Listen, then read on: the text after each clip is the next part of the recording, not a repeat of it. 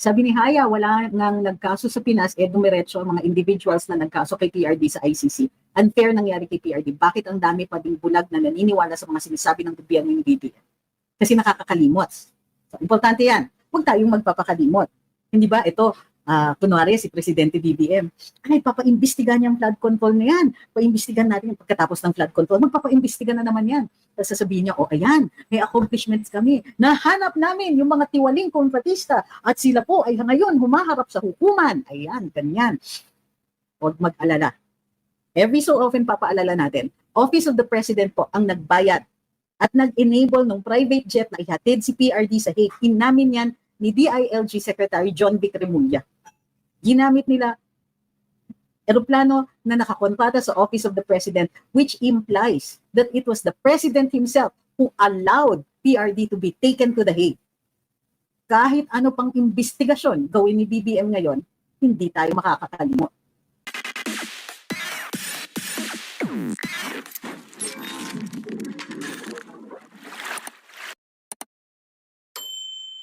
Ano pa?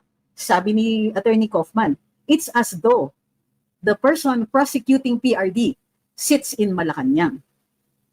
Kaya, huwag tayong kakalimot. Nandang nilang pakyut, magaling sa pagpapakyut yan si PBBM. Gusto niya makalimutan natin.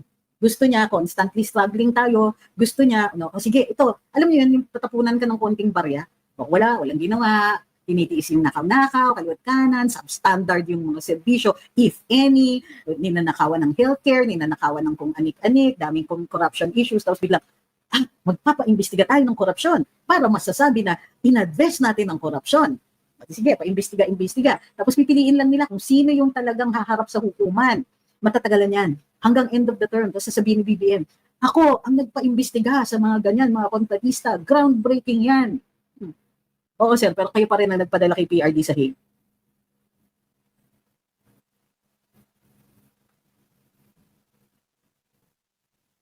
Sabi ni Aris, unti-unti nang nakaka-connect ang missing sa Bungero sa Vlog War. Oo nga eh. Same team daw. Kaloka tong mga to. Same team. Ay nako, ito na naman po tayo. Sorry, moro-moro na naman. Sabi ni Ms. Marlene, ano pong lumalabas sa news na nanghihingi na naman ng extension ng prosecution sa pagsubmit ng enough evidence? Hindi po ba dapat pag ganyan wala silang maipresent dismiss na kaso ni PRD? Ma'am, ang ICC po controversial. Sandali lang po ha.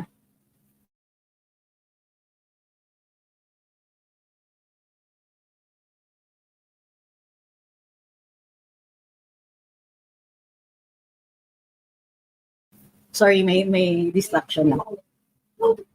So, nanghihingi ng extension ng prosecution. Controversial ang ICC kasi isa sa binabati ko sa International Criminal Court ay masyadong mabagal. Umaabot ng 5-7 taon sa paglilitis. Kaya nga po, tingnan nyo, binibigyan ng pagkakataon ng prosecution to come up with evidence. Pero hindi po ito trial eh. Ito ay pre-trial pa lang. Kaya nga napakalaki ng kontrobersya sa kanila. Pati nga yung interim release. Ang interim release ay binibigay yan kasi nga may madalas ay mahaba at matagal ang paglilitis.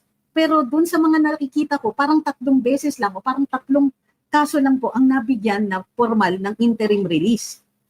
So, huwag niyo pong i-assume na yung rules ng hukuman natin dito sa Pilipinas ay pareho sa rules ng hukuman sa ICC. At huwag rin po natin i-assume na ang pacing ng ICC ay kapareho ng pacing ng hukuman dito. Mayroon silang, while they operate on the general principles of criminal law, like speedy trial, may karapatan to speedy trial, ang idea nila ng speedy trial ay iba. So, tignan po natin. Dapat nga i-dismiss yan kung kulang ang ebidensya. However, that is a right that you assert usually during trial, not at pre-trial. Kaya nga po, dapat nakikita natin kung gaano katindi yung injustice na ginawa ni Presidente Marcos sa kanya. Dineliver siya sa ICC, hindi pa siya talaga nagsa-start ng trial. Pre-trial pa lang ito. Pag tinignan ninyo yung rules, kung di po ako nagkakamali ha, usually kinukulong at pre-trial kapag may influence pa yung tao.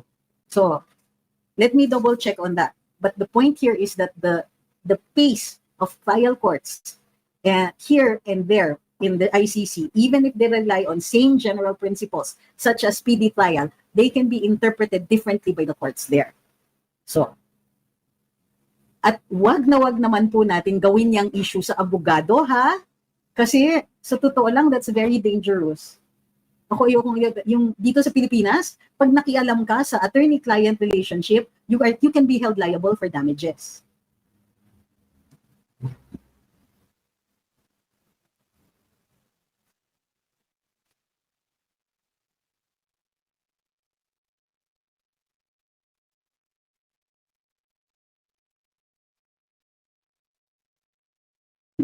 Alam mo, JM, nakikita ko yung tanong mo, pero wag mo naman akong tanungin ng mga Googleable.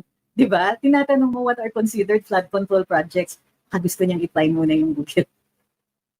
Di ba? Hindi po siya legal term.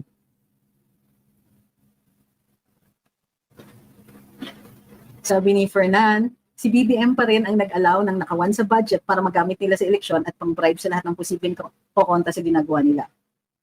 Well, kumbaga, he's so weak na hindi niya natutulan. Sabi ni Eric, loyalista ako pero nagsisisi kami sa pagboto. Sobra-sobra daw ang kanilang pagsisisi. Sabi ni Ruther, baka po gamitin na may impluensya pa rin si PRD dahil na-boycott si MacDo ng DDS, malaki pa rin suporta niya. So, you mean that will be taken against him? So, ano yun, ang ICC sumusuporta ng multinational corporations katulad ng MacDo na may serious issues in environmental degradation worldwide? Alam niyo ba na yung huge demand for McDonald's hamburgers, they raise their cattle in certain areas dahil sa dami ng cattle na nire-raise para lang ma-feed yung the world's insatiable demand for McDonald's burgers, nakaka-cause ng increase in the carbon dioxide levels ng mundo, yung number of cows that they have to raise for McDonald's. So, malayo, pero yun ang sinasabi ko, malayo din yung sinasabi ninyo. At least yun ang tingin ko, ha, opinion yan. Sabi ni Miss Sarah, magandang gabi, Karambola Queen. Hanggang kailan po mananatili si Tatay D sa ICC? Hindi po natin alam. Kasi nasa sa hukuman yan. So titingnan muna natin, one step at a time po. Sa ngayon, interim release at iniintay pa ang pagsusumiti ng ebidensya ng prosecution. Now, ganito din po yun. Nakailang beses humingi ng extension yung prosecution. Kung wala pa, nakikita din naman ng hukuman yung mga extensions na ito. So ibig sabihin, it is possible na tinanote ng hukuman that this was filed before all the evidence was in. I don't know if that will make a difference. But for me, dito it would have. And who knows? Makita man lang ng mundo.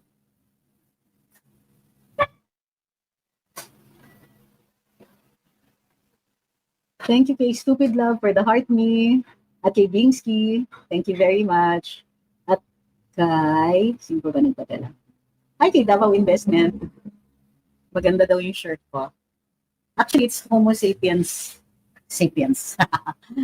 Thinking man, tapos intelligent thinking man.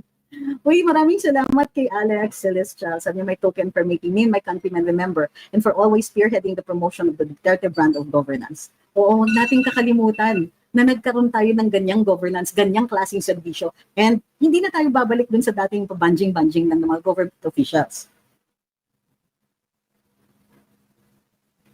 Sabi ni Eric, Solid Duterte po kami mga OFW, andito si Ma'am Sara last 2 days. Napakasaya po namin dito sa Kuwait. Naku, I'm so happy for you. Ang saya, nakita niyo si VP.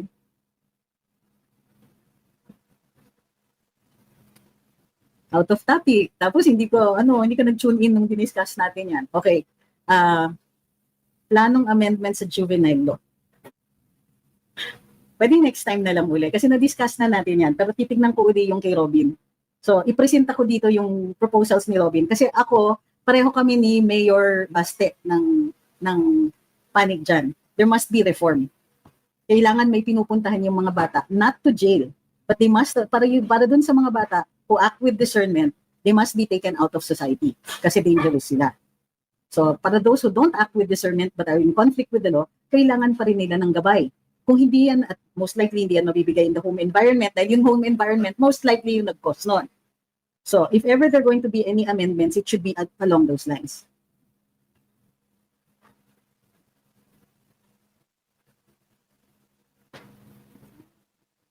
Di ba si Las Cañas isang testigo ng DDS? Paano yung mga warrant siya patong-patong na kaso ng piyansa, makaapekto ba sa kanya yon? Well, ang alam ko hindi siya bumabiyahe. So hindi rin siya, ay, hindi ko alam kung mapapabiyahe siya sa Hague para magbigay ng testigo doon. Posible kasi, pero inaalaw kasi ng ICC ang pagtitestigo online. So that might be what they'll use.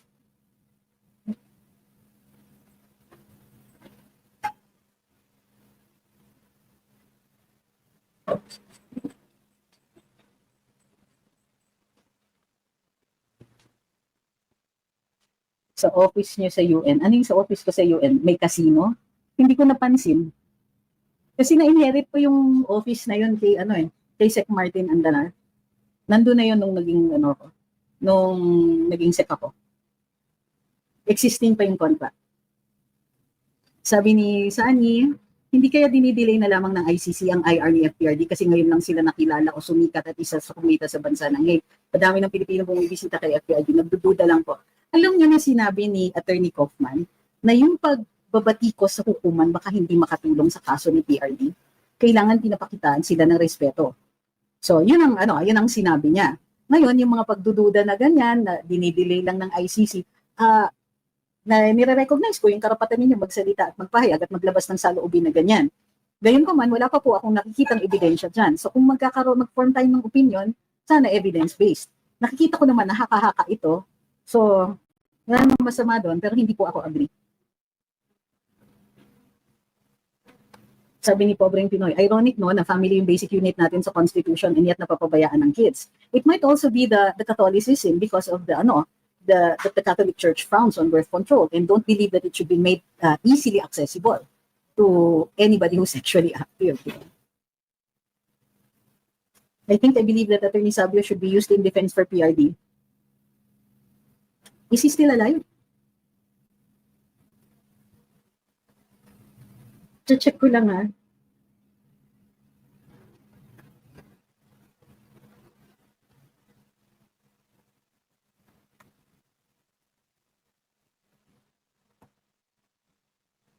Oh, Attorney Jude Sabio passed away on April 16, 2021.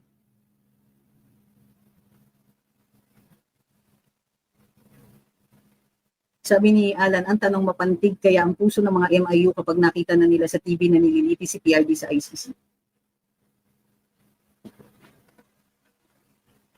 What's the topic for today? Yung comms tungkol sa mga tweets ni VP Inday, yung pag-attack sa mga tweets ni VP Inday. Pero may mga katanungan tungkol sa ICC, may mga katanungan din po sa ibang including itong boycott ng McDo.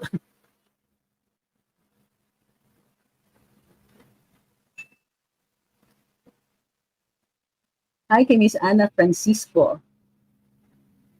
Kayo po ba yung Ana Francisco na kaklase ng ate ko?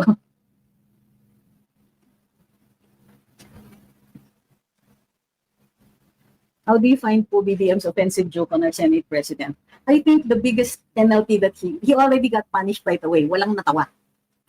Magjo-joke ka tapos walang natawa. So, para sa akin, ayan, sa pulka tuloy, walang natawa. Kunwari lang ngiti-ngiti yung mga tao, ganyan.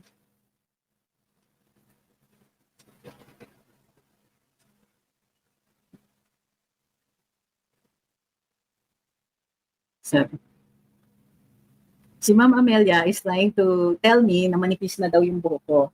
Ma'am, actually, hindi po.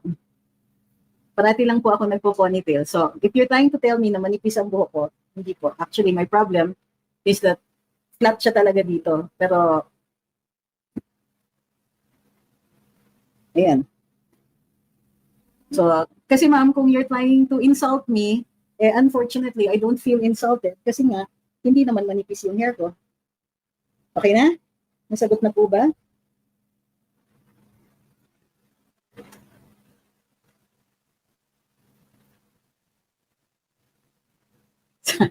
Healthy hair flex. Thank you kay Axel. Actually, there were tensions between Cheese and Martin kaya nagpatawa si BBM. Sabi ni Ola, kung sinabi ni BBM na siya yung best president, baka buong bansa ang tumawa. Sabi ni Davao, baka aabot pa ng 10 years. Ang ano po? Hi kay Haiza Kimik. Sabi ni Ma'am Tina, parang dumami pa po yung support kay Cheese dahil sa joke ni BBM. Wala sa inyong natawa dun sa joke ni Ma'am Amelia? So, kay Ma'am Rose L, thank you. Kay Sir Alex, tsaka kay Sir Axel.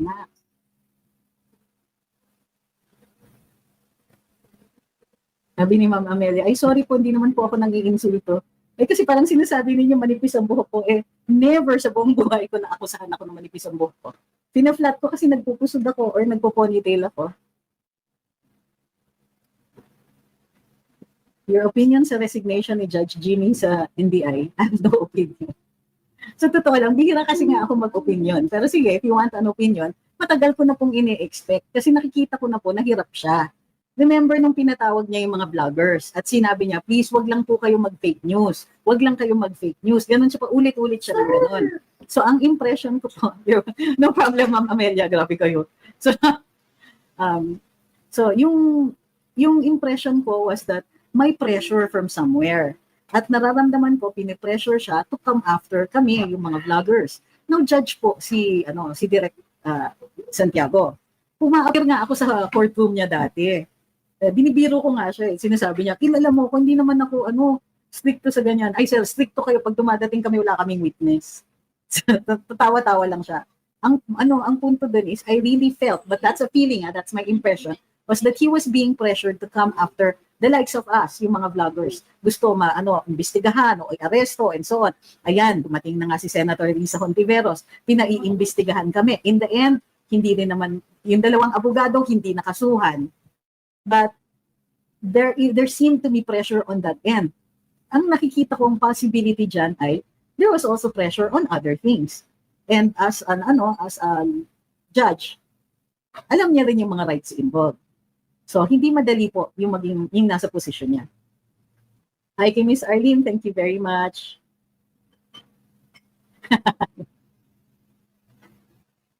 Sabi ni Ma'am Katrina, I have white hair in front too. Opo, yung puting buhok ko, nandito sa gitna lahat. So, kaya madali magtina kasi nandito lang lahat. So, pag tinignan mo dito, wala. So, ano ba? Flat na kasi hindi pa ako nag-shampoo. So, kung sakali, nagtitina ako dyan lang sa area na yan. So, pag nilipat nyo yung part, wala na. Meron na namang hindi na naman halata. Nasaan doon? Yes, meron ka bang nakikita mo? No, it's the one on my hair. Oh, yeah, but that's yours. Maybe in your room. I think it's I okay. think you have one in your room. Okay. Yeah. Yan, gulo na talaga yung buhok ko. It's okay. I wasn't fishing for compliments, but thank you very much. Sabi ni Razel's dad, BBM exposed himself with that jokes. No, sorry, not exposed. Underscored. Thank you. That what his position really is regarding impeachment. Sandali, hala, panayang galaw ko tuloy sa buhok ko. Sorry po. Ayan.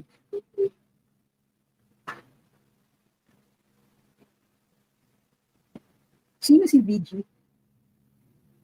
Vice ganda. Si Vice ganda. Oo nga, no? Ano ba yan? Ang haba kasi. Papahaba ko ulit. Dati yung buhok ko yung nauupuan ko eh. Sabi ni Florentino, siguro hindi pa nila nakikita yung buhok na tunay ni BG. Bakit?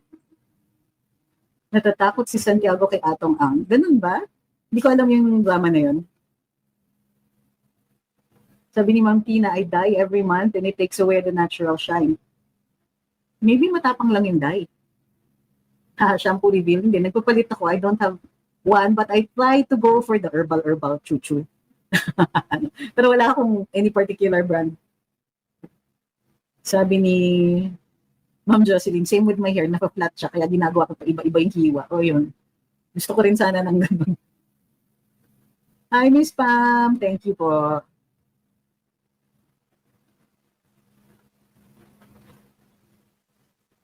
Hi, kay Haiza Kimik. So, ito na po. I was waiting for the 12. So, may dumating, ang pangalan niya Bowie, tapos sabi niya BBM Youth Movement, tapos Solid BBM, tapos may Philippine flag siya. May karapatan ka naman sa iyong opinion, may karapatan na pahayag yung iyong saloobin, wala naman kang karapatan mag-demand na maniwala kami sa iyo. So, yan. Sabi ni Cobreng Pinoy, I can still remember Alice Dixon's I Can Feel It commercial.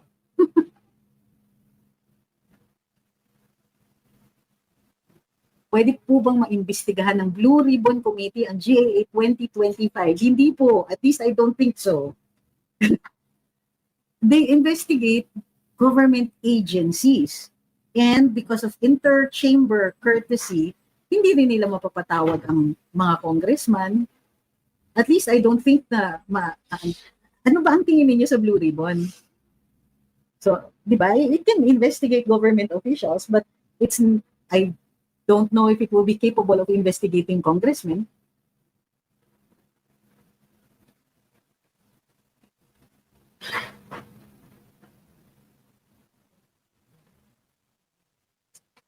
Next.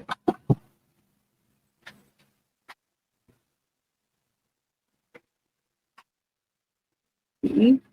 Meron ba akong na-miss? Sabi ni Joshua, the Senate is regaining the integrity this 20th Congress. Feeling ko si Tambi is starting to lose control of his political capital in the House. Lalo at si Toby Tiangco is now exposing them. Okay. Pero akong tingin ko, I don't like to believe these things eh. Kasi ibig sabihin konteksto lahat yan. You say the Senate is regaining their integrity based on what? Yung decision nila dun sa impeachment? Maybe. Pero hindi ako naniniwala na 100% yan. Depende pa rin yan kung anong kaharap nila na issue. It's possible yung iba sa kanila na kaya bumoboto ng ganyan is for political survival. Because some of them, their terms are ending in 3 years. Some of them will have to run in 2028. And if the only person to beat is VP Inday, it will not look good for those who did not support her at this time of her crisis. So ako, hindi. It's dangerous to believe in in politicians. I only believe in their interests sa ngayon. So, right now, their interests coincide with what we believe is the best course. Pero yung maniniwala ka na the Senate is regaining its integrity, I don't have enough evidence to say that. Kung ako yan, ha? I will always take cautious optimism over, flagrant optimism like that.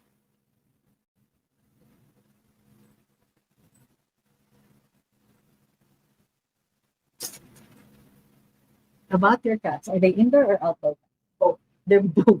So, si Suki ba yan? Yeah. Suki, so, where are you going? Outside.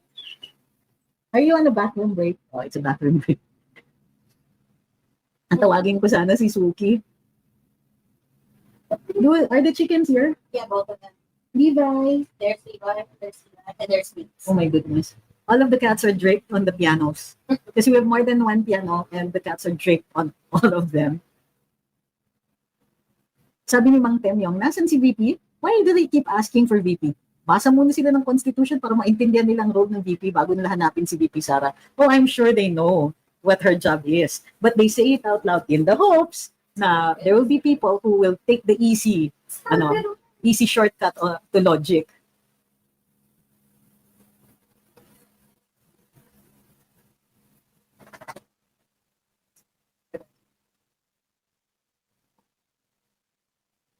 Sabi ni Kerubin, pwede pa po kayong mag-people power sa pangunguna ni VP Inday.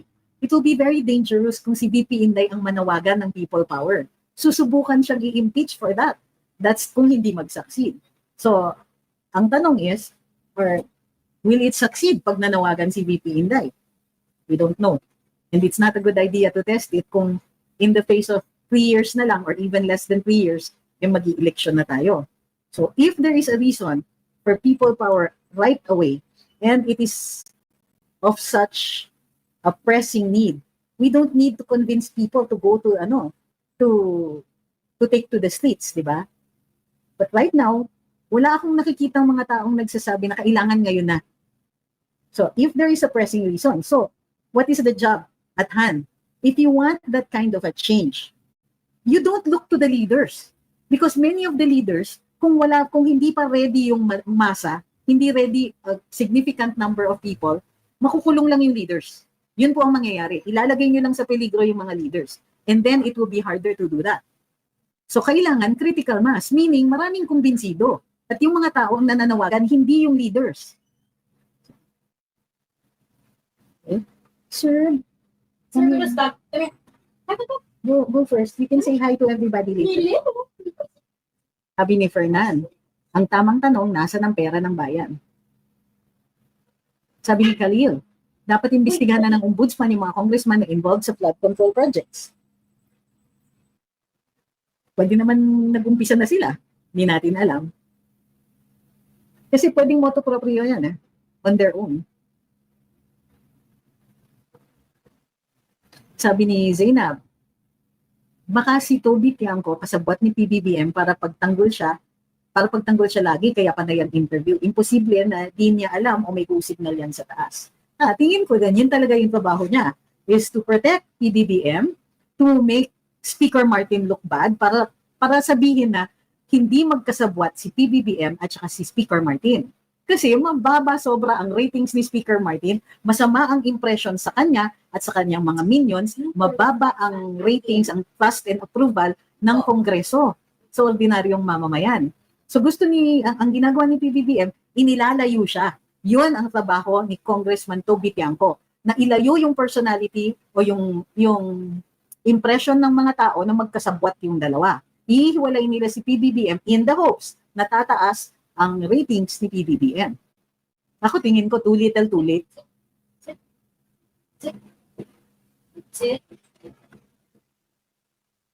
Sabi ni Jantus, is it possible that people now are putting their trust in the courts, especially the Supreme Court, as the new people power backing the bansa?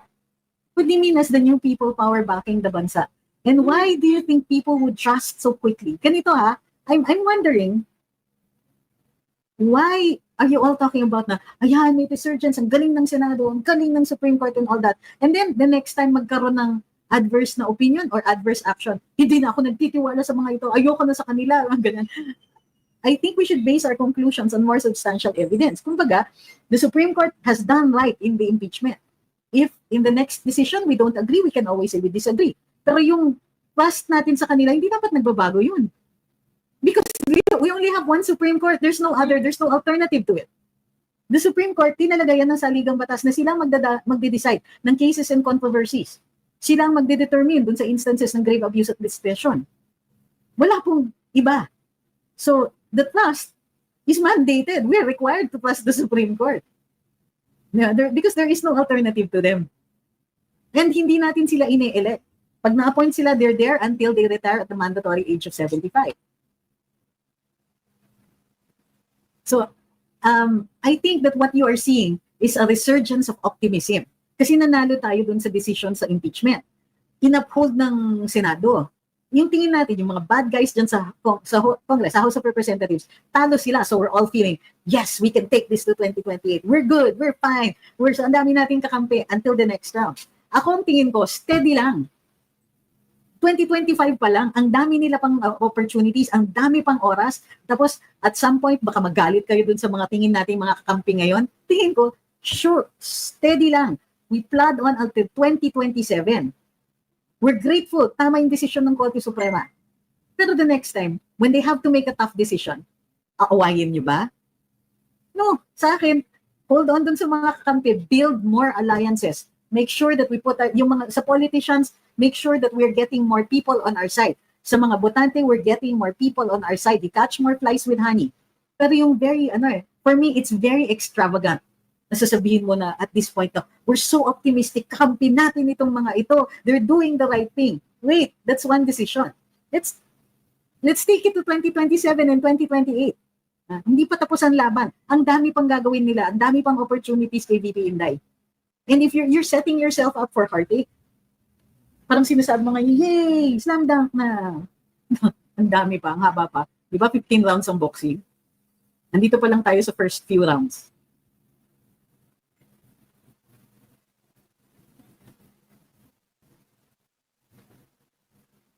Sabi ni Ma'am Amelia, ayaw po ni PRD ng ganyan, naghahanap lang ng timing si BBM para may dahilan para mag-martial law. Ako, I'm not discounting the possibility that they might try that pa rin. Kasi si PBBM, puro echo siya ng tatay niya eh. Ganito ginawa ng tatay niya. Ganito ginawa ng tatay niya. Parang meron siyang gano'n. Nag-attempt siya magmasagana 99. Walang nangyari sa agrikultura. Tinutukan niya yung agrikultura dahil yun din yung tinutukan ng tatay niya. Tinutukan niya bigas, yun din tinutukan ng tatay niya, wala pa rin. He fails at his father's projects. So hindi ako nagdududa na may possibility pa rin na gamitin niya. Kasi that's what he's been doing. He's just not very good at the things his father was able to do. Tsaka nung panahon ng tatay at nanay niya, may mga, at least may infrastructure. Nagkaroon ng LRT nung panahon na yun. Pero si PBBM, baliktad. Natigil yung mga trend. Sabi ni Joshua, ibig po ba sabihin yung house in Malacanang are starting to have a rift? Di natin alam. Naggagamitan lang sila. So it's possible na hindi siya tunay na rift. Iniisip ni BBM, pinsan ko naman yan, forgive naman ako niyan. Tirahin ko muna siya for my own survival. Pwedeng ganun. Pwedeng comms operation lang to. He has to separate his personality. Pero magkaibigan pa rin sila. Para-paraan. Kailangan gumawa ng paraan.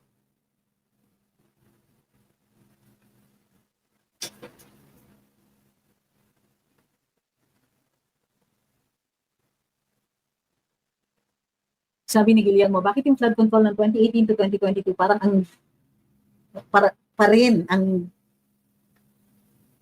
dating. Okay, ayos naman ng mga sinisisi ang nakaraan na admin.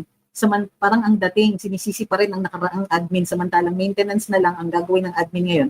Sakit ng gobyerno yan, wala na silang pagpapaalaga ng nagawa ng nakalipas na admin. Sabi ni Arlene, how would Tambi react to this action by BBM with Toby as per our thought of their connivance? Hindi ko nga sinasabi na nagko-connive eh. Hindi natin alam kasi this is really just for survival ang tingin ko. So how would Tambi react? Nagre-react na siya. No reaction is an action. Hinahayaan lang niya eh. Ibig sabihin is not threatened. Kasi right now, mas malakas siya eh. Kaya kailangan yun ni BBM kasi siya yung weak. Siya yung nagpabaya. Siya ngayon yung naghahabol. Yung bagsak niya sa trust ratings, hinakot niya pa, hinatak siya pababa ni Speaker Martin. Speaker Martin is much more powerful than him, obviously. Kasi siya yung naka-apekto ng trust and approval ratings ni BBM. O 12 rounds lang daw ang boxing or whatever. The question is, susunod kaya ang MIU if mag-start ng martial law? Why is there even a question? Why would they not? Because per se, martial law is not a bad thing. It's in the Constitution. Kung may lawless violence, invasion, mga ganyan, pwedeng mag-declare ng martial law. So why would they not? So bakit ang sinasabi niyo is, susunod ba sila? Hindi. Because that is presumed. Susunod sila. Kasi legal yun. It's in the Constitution. What would make them not follow? Hi kay Paraduman. Thank you kay Diwa. Ayun. Mrs. Reed says, nasaan na ba yung mga crops na congressman na parating nagsasabi ng accountability? Ngayon tahimik na sila kasi sila na ngayon ang nasa front ng accountability na sinisigaw nila. Now na back to you sila. Correct. Salamat sa pagpapaalala. Naalala niyo si Congressman Terry Dildon. Diba? Anong ginawa niya? Una, nag-file siya ng resolution. Ano yung resolution niya? Imbestigahan ang Dolomite Beach. O ngayon, natimingan sila, imbestigahan ng flood control projects. Nagtanong ngayon ng media, paano kung mga kasamahan ninyo ang patawag? Kasi sila yung mga connect dun sa mga kontratista na yan. Sabi nung una sa Quadcom, imbestigahan pa rin namin sila. Patatawag pa rin namin sila. Sumagot si Congressman Sandro Marcos, majority. Anong sabi niya? How can we investigate ourselves? Hindi may papasa yung resolution na yan. Ibig sabihin, may possibility na mapasa yung resolution sa Dolomite Beach, pero yung sa flood control, malamang hindi. Anong ibig sabihin nun?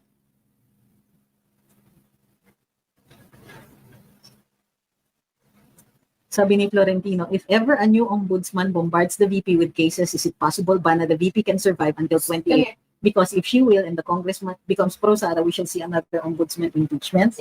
Ang haba pa ng nilalakbay nyo. Ako, I don't speculate. I don't like speculations. We prepare for eventualities. Pero i-discuss natin na ganyan. Anong ebidensya natin? Kasi ang is, if ever, hindi pa natin nakikita yan. Unang-una, hindi natin kilala kung sino yung magiging ombudsman. We will be able to make a better guess if we knew who that ombudsman is going to be. So kung sa tingin natin yung ombudsman, masyadong panig kay BBM, yung pagbomba niya ng mga kaso kay VP, do you think hindi yan aabot sa Korte Suprema? Even if i-bombard siya ng mga kaso, will those cases be resolved by 2027 or 2028? Kasi kung ma-resolve lang yan, saka lang yan magkakaroon ng epekto sa candidacy. So, is there sufficient evidence? So, kaya nga mahirap yung ganyang speculation. Parang ang ginagawa ninyo, gumagawa kayo ng multo, nakakatakutan natin, wala pa tayong basis na matakot. And the reason I don't like to speculate na nakakadulot ng takot is because you're already discouraging the natural allies of VP Inday. So why do we want to do this? I know that it's for discussion purposes, pero anong gagawin kong ebidensya of any of that? Paano ako mag-speculate? Di ko kilala magiging ombudsman. O assume natin na meron ganon. Ano yung mga ikakaso sa kanya? Hindi pa tapos po yung pag-iimbestiga tungkol dun sa mga kaso na hinihain sa impeachment. O paano kung nakasubmit yan sa ombudsman? Isa-submit the same thing for impeachment. One of the cases will stop. So hindi pwedeng sabay yun. Gets nyo? You're parang ang feeling ko sometimes, and I feel na nabobombard kasi ako, na you care about the VP, and so you're trying to cover every possibility. Let's cover every reasonable possibility muna. Pagka may oras na isipin natin yan at may ebidensya tayo, it's easier to plan. Makikita natin kung saan papunta yan. Last few questions. Sabi ni Zainab, what about yung issue ng COMELEC cheese na donation? Pwede ba ihabol yun? Obvious na obvious sila. Grabe, nakatiri itong admin na ito. Ano ng stage ba? May nag-file na ba ng complaint? O ni-raise pa lang yung issue? Para sa akin, hintayin natin na maging reklamo yan. Kasi minsan, acoustic warfare yan eh. I-raise ang issue pero hindi fina-file yung kaso. So, kung hindi fina-file ang kaso, sabihin, deadma. It's acoustic warfare, meaning propaganda yan. Kasi yung tingin ko, is there enough evidence? Baka umpisa pa lang, napakanipis yung kaso. Napakanipis ng ebidensya na nire-raise. Hearsay pa nga lang yan eh. But you're reacting exactly the way they want you to react. Naisipin ninyo, ay malabo si Cheese, mukhang nagulpi na si Cheese. O kaya naniniwala kayo na, hala, meron palang donation. Hala, bawal pa yung donation na to. Ganyan. Dinisclose naman yan ni Cheese. I-disclose ba niya yan kung illegal yan? Pero ang iniisip ninyo, kay kaso na, maihahabol yung kaso, that there is sufficient evidence. So that's the difference. Kaya tayo namamanipulate kasi dun pa lang na nasa larangan pa lang ng speculation, dinidiscuss na at ginagawa na silang multo. Okay lang kung nakikita natin at tatawa lang na lang tayo dun sa pandilin lang nila sa atin. Pero kung siseryosohin natin, based on mere speculation, nagpapagamit ka. Tayo.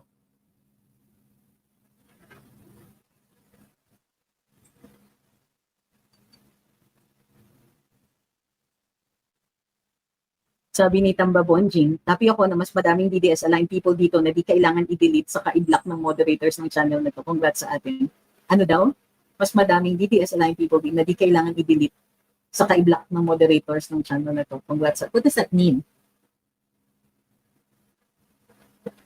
Kung gusto niyong makatulong, I've answered the JBC online survey and shared it. Sana all mag-fill up na din.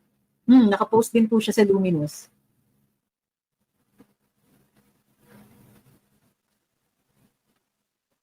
Sabi ni Blowback Vibranium, yung di pagkuha ni PBBM kay Magalong para maging third party to investigate is insane. Takot siya magaya kay Pinoy sa SAT 44. Another propaganda ang ginagawa niya.